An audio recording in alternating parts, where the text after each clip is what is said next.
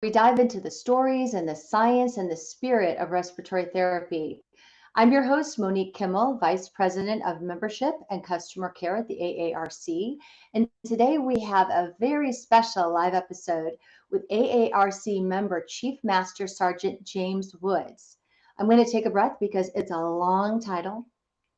U.S. Air Force Medical Command Senior Enlisted Leader and the Chief Medical Enlisted Force at the Office of the Air Force Surgeon General. Phew. James will take us deep into the world of military respiratory therapy, sharing his journey from becoming an RT in uniform to leading at the highest enlisted levels of Air Force medicine, from deployments to critical care airport air transport teams, and even shaping the future of military healthcare.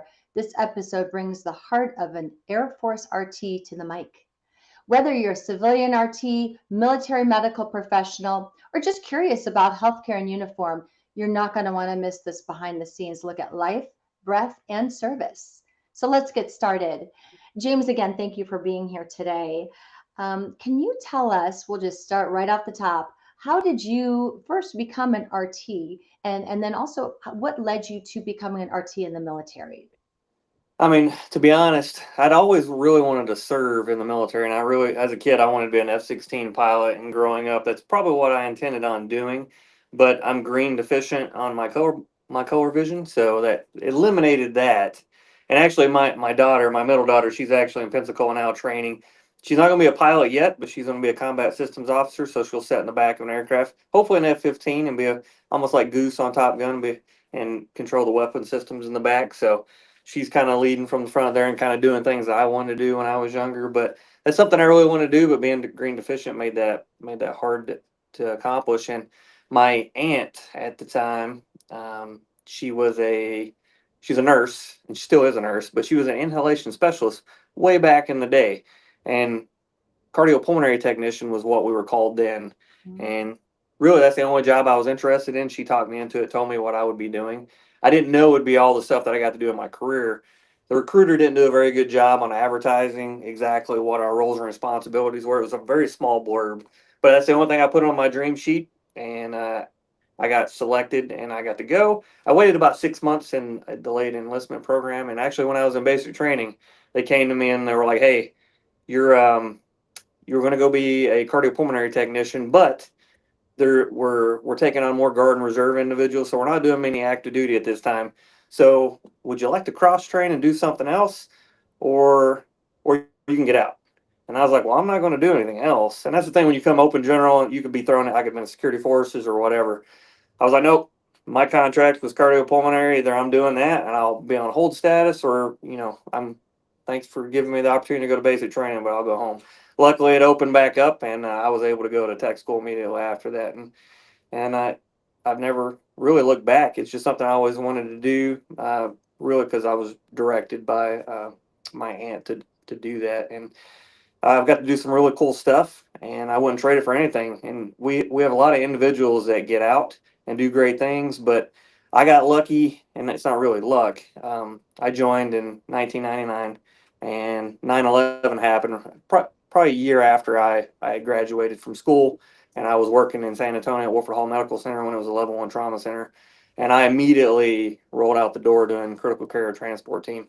And my experiences doing that and taking care of our warfighter and taking care of our dependents as well, our worked a lot of time in neonatal and pediatric, kept me in the Air Force, and I didn't get out because of the experiences I got to do. And I really wanted to share my experiences with others and try to get people to stay in and do those things. But unfortunately, the military is not for everybody, and it's a great experience for a lot. And then they go off.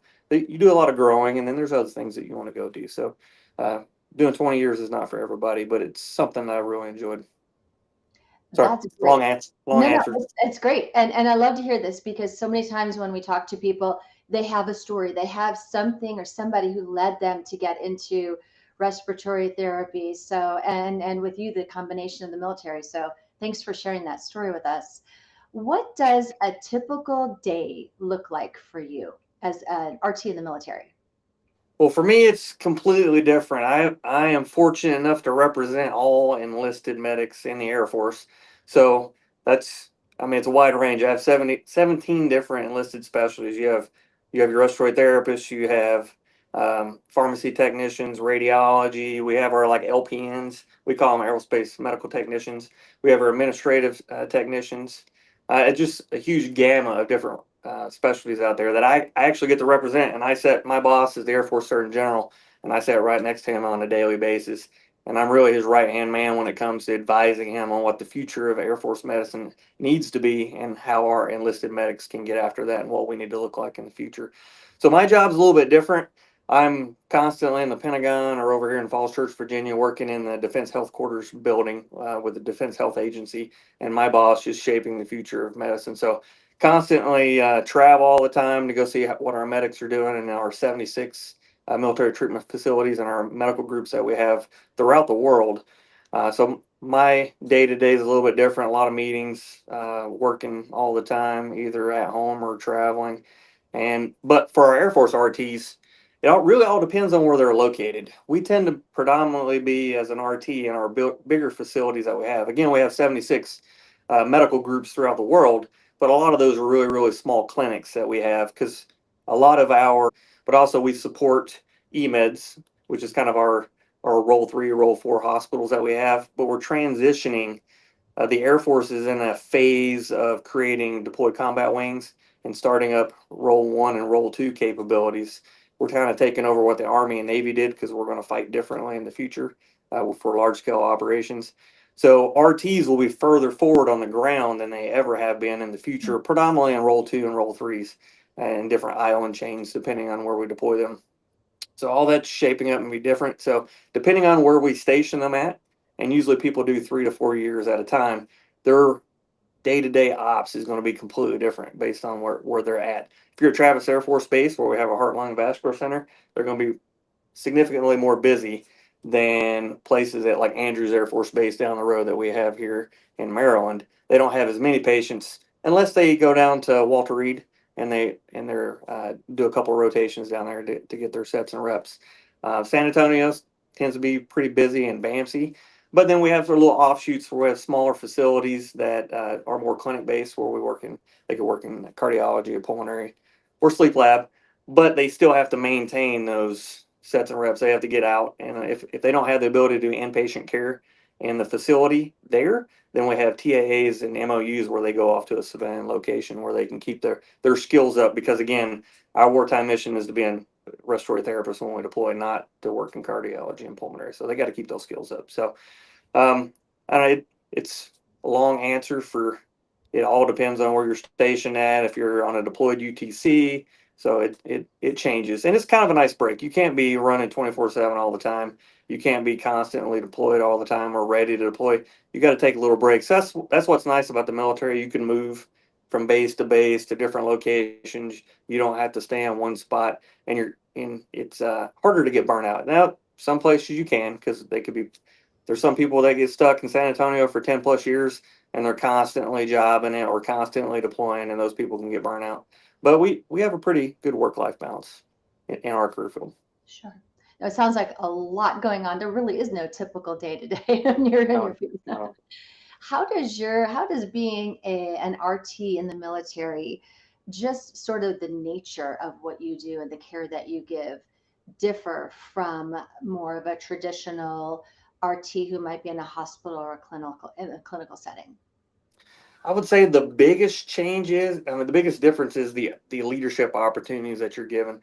As a younger RT, you're given the opportunity to lead either night shift, day shift, or even actually a clinic, a pulmonary clinic, sleep lab. And then as you progress in rank, you can actually end up being like the COO. I was I would have said the 711th Human Performance Wing senior enlisted leader that had over 1,200 people that worked there doing research, doing readiness training for CCATT. And I was at 19 years of my career. So I was the wing commander, ran the whole thing as the commander, and I was their COO. And there's smaller scales to that. When I was at Nellis, I was the like the COO of the trying to use civilian terms here, as a surgical operations. So we had radiology, We had cardiology, pulmonary. We didn't have the inpatient, but we had about 300, 400 people. So I was in a leadership position to be able to do that. So we're able to grow. We have more leadership opportunities, and we're able to send people to professional military education where we teach them how to be leaders early on in their career. That I think a lot of our civilian counterparts don't get that until they get farther up in their career. Interesting. Boy, a lot varied work, but also some great career ladder moves. I mean, just it sounds like in a lot of different areas and different ways to get that management at a young age, which I know a lot of our younger RTs and students really aspire to. Are there any additional, being in the military and being an RT in the military, are there additional certifications or training that you receive that the civilian population, besides just the military scope, but as an RT that might be a little bit different from the civilian RTs? I am going to drop the ball on the amount of certifications that's out there. Being an NCO or a senior NCO in the Air Force, we have a thing called COOL, and I can't remember that exactly what it stands for, but it's like a repository of money that you can go out there and you can pay for various certifications. Being an NCO and senior NCO, and I think the Army and Navy have their own version as well. You're able to take project management certifications and other things that will help you for a higher level job if you don't want to do RT when you get out, you can do other things. We have, again, professional military education as an enlisted member. As a junior member, I go to Airman Leadership School before I can take on any airman and be a supervisor of those individuals. Then we have Non-Commissioned Officer Academy as you progress in rank, and it's just even more tools in your toolbox that you can put in there. And then you have Senior NCO Academy, and then the highest level one, when you make E9, the highest rank you can in the enlisted for the Air Force, is you have your Chiefs course that you go to, and it's changed. They're bringing it back. When I went, it was like 4 weeks at Maxwell Air Force Base in Alabama, and it just ties it in and just way more leadership experience. And then I was on the command chief list, which is a command. Well, that's exactly it, where you can be the command chief for like larger installations, and it's just even more education. It's just tons of military education that you get, and then there's other master's level programs that you can get into depending on what you would like to do. There's just tons of different opportunities to get certifications paid for and degrees that we haven't really highlighted enough to you all, to the civilian RT community, like what we actually get in the military. It sounds like so many different tracks you can go Oh, down. there's So, tons. yeah. So I know, as I understand from your your background is you've had a lot of deployments and a lot of overseas assignments. How does that impact your role as an RT? Uh, for my deployments, to be honest, it's really is what kept me in the Air Force. And it's really drove me to take various jobs. I've had the privilege to kind of either teach early on in my career. After I'd done a few deployments, I went and taught. I was the program director for our course, our respiratory course for the Air Force before it moved to San Antonio. And really doing those deployments kind of drove me to kind of bring up the future because I kind of saw like what I wasn't taught and what I was lacking, and I kind of wanted to grow the next me and make a better version of myself. And the same thing, I went off there. I went to Travis Air Force Base, and an opportunity came up to go to Cincinnati to teach at our C-Star site there, which is our advanced course for CCATT. Like people have to go there. We teach them.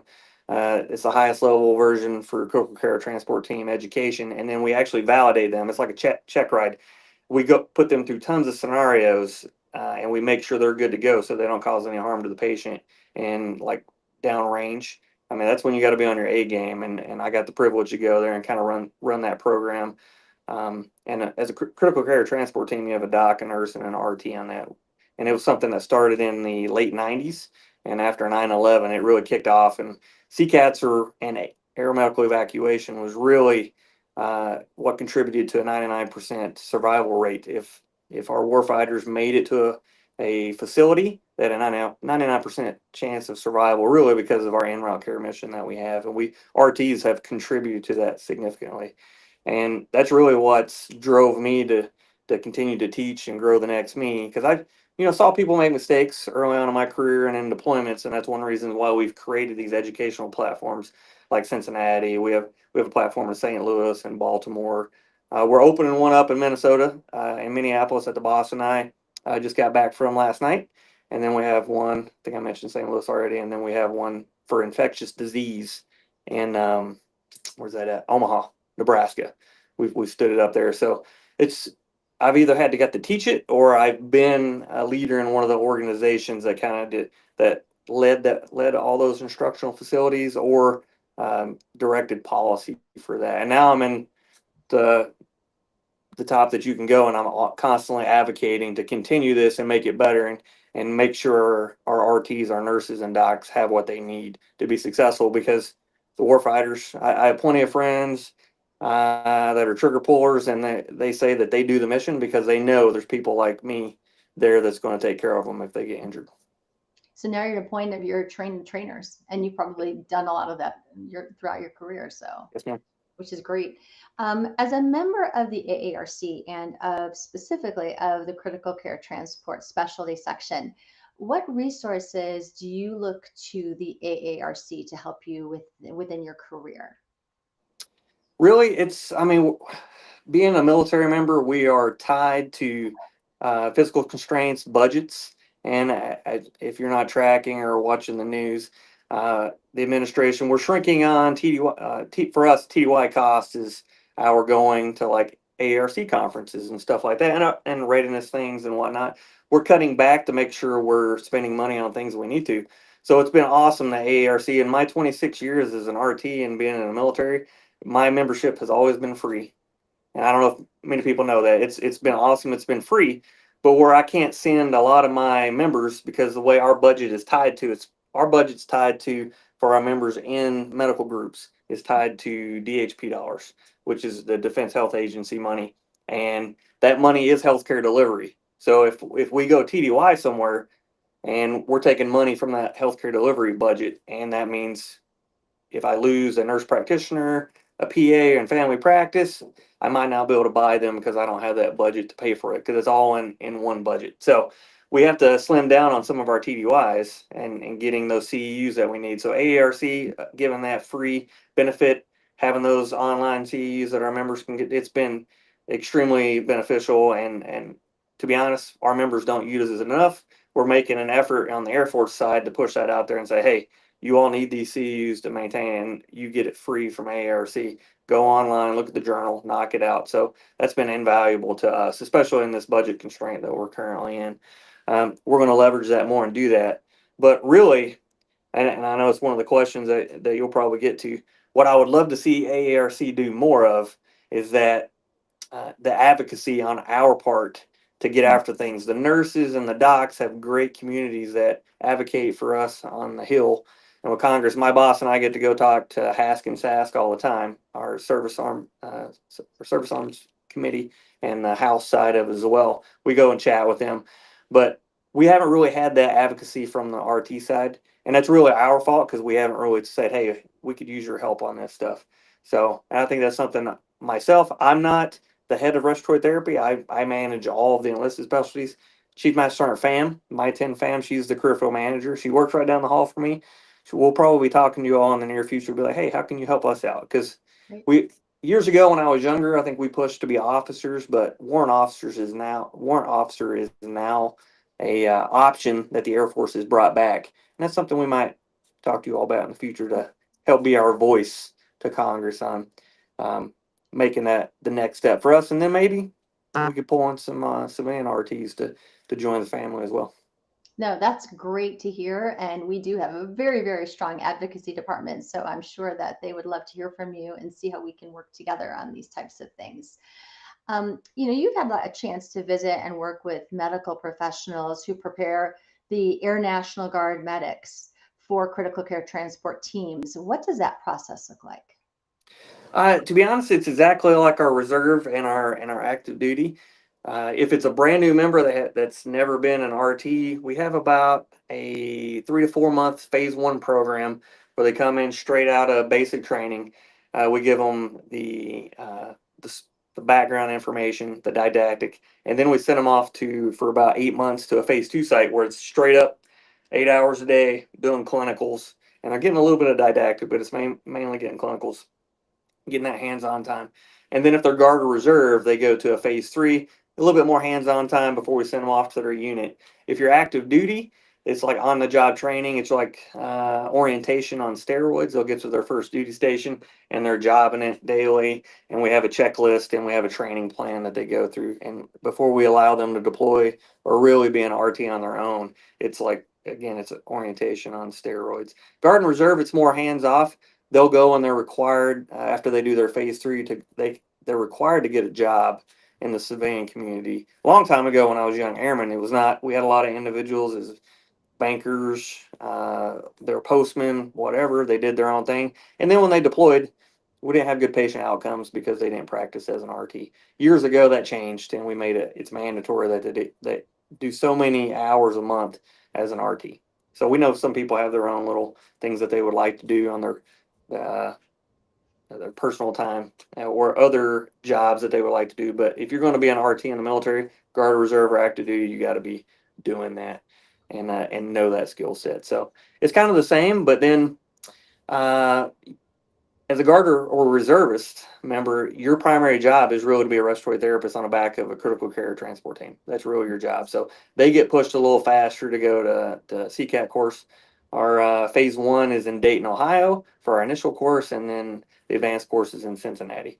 So they'll go through that, and then they have to go back every 4 years to revalidate because sometimes people lose their skills, or it's a very demanding course, and we want to make sure you're good to go. But also the equipment and the bag sets. Yeah. When you fly on the back of a critical care transport team, you carry about 2,000 pounds of supply and equipment, and you got to really know where all that stuff is. So it changes ever so often, and so when they come back, it's just kind of not everybody has that equipment on hand because we don't do CCATT on a daily basis. I wish I could, because I would still be doing that. I wouldn't be on the job I am now, but really we only get to play with that stuff when we go to course or when we actually get deployed. It's something that we don't get to do on a daily basis unless you're in Hawaii and that's your sole job is to do CCATT. But we have very few locations. That's the only thing you're really doing. How do you prepare mentally and physically for the high stakes profession of medical transport? For me personally, and again, everybody would have a different answer on that. It's really be physically ready, and that's going to cover down on if you're physically ready, you're probably going to be mentally ready. And it's those missions. We are flight crew, but we don't wear wings. So when we're deployed, I could be up already for 10 hours, and then right before I'm getting ready to go to bed, I get a phone call that something bad happened, and we got to go pick up a patient, and then I'm up for 8 more hours. So you have to be physically ready to be able to have that resilience to stay up for those long amount of hours. Hopefully, you have a chance to take a cat nap while you're flying into a location, pick up that patient, but you don't always have that luxury. It all depends on where you're at. So I think being physically prepared is probably the number one thing. And then having trust in your team, because again, it's not just you. You have a doc and a nurse on board, and you got to trust that your team knows what they're doing and they got your back.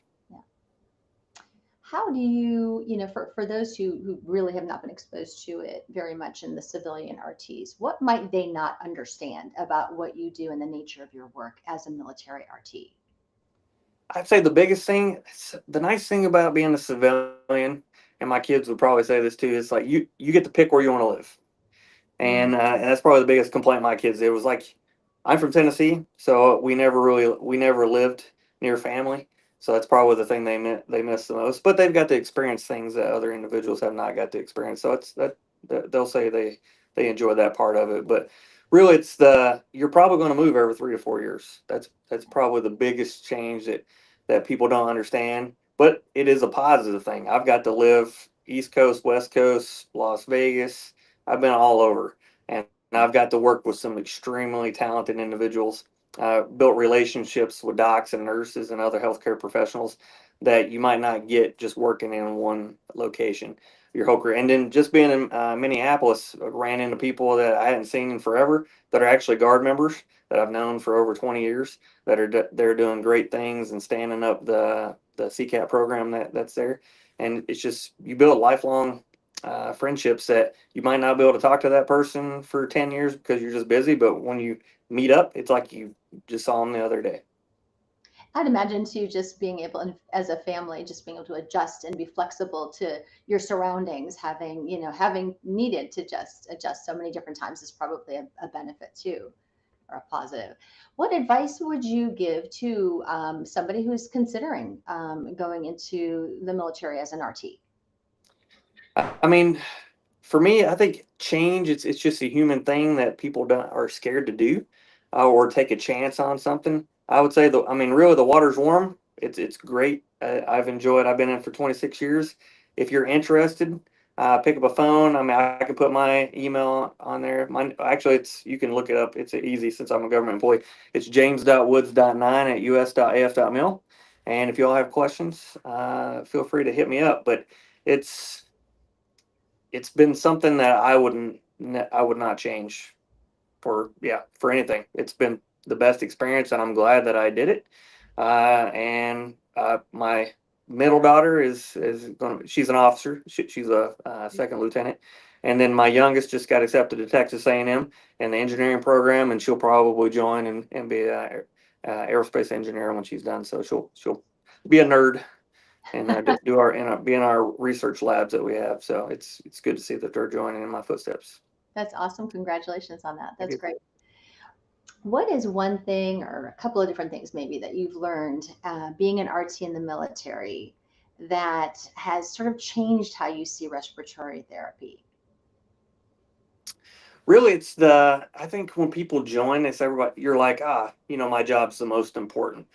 But I would say growing up, being a young airman and being a young respiratory therapist, I was like, man, my job's the best thing. And like, there's no other job out there that's better.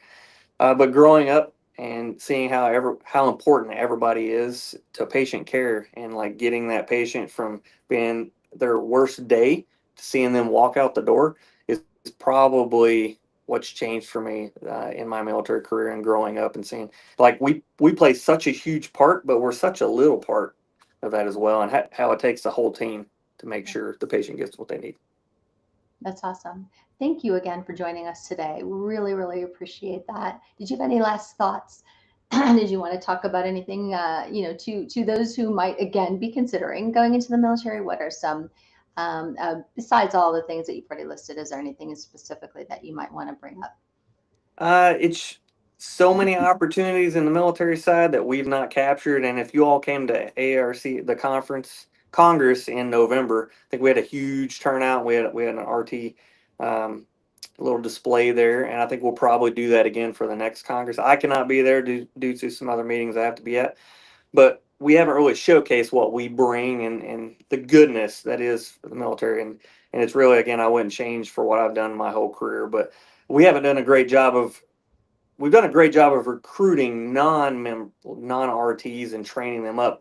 But there's so much cool stuff that we do and there's so much experience out there, and there's such good leaders in the RT community on the civilian side. We'd love to have that talent and show you all the cool stuff. I mean, flying on the back of an aircraft for 8 hours and taking care of a really sick patient, and then seeing those people years later. I don't know. There's nothing that beats that feeling of like seeing the gratitude people have. And I never saw myself as somebody that was doing anything important. I was just doing my job. But talking to those members, seeing like a quadruple amputee when we closed down, I was in Iraq when we closed down Balad there, and we were shifting everything to Kuwait. They had some of those amputees come back from where their initial point of injury. They were following their path back home, and just seeing those individuals and them thanking you for everything that you did for them. It's I don't know, not much of an emotional person, but having that experience and seeing them come back through that, it's and being a part of that, it's something that I don't. It's you realize that you're part of something bigger, and being in the military, you are contributing to something that's bigger than you. And we've never done a good job selling that. So Well, if this doesn't do the trick, I really do thank you so much. Thank you for your time today. This wraps up our live edition of Behind the Breath. And again, heartfelt thank you to James Woods for sharing his stories and just, the powerful insights then and unwavering service that he has provided as a military RT. If today's conversation has inspired you or given you a new perspective on what it means to be an RT, especially in uniform, please share this episode and follow this podcast wherever you listen. And you've been given now also some specific information. You can reach out to James Woods, and I'm sure he'd be happy to answer any questions that you might have. If you're interested in collaborating with other active duty military members within the AARC, as well as members of the Guard, the Reserve, veterans, civil service RTs who work for the VA or the Defense Health Agency, please be sure to join the AARC military community on AARC Connect. We welcome you there. And again, for more information on how AARC supports RTs in every setting, please visit aarc.org. Until next time, breathe easy. And again, thank you so much for today. Really appreciate the chance to talk with you. And thank you for being a part of the AARC. Thanks for the opportunity. Have a great day.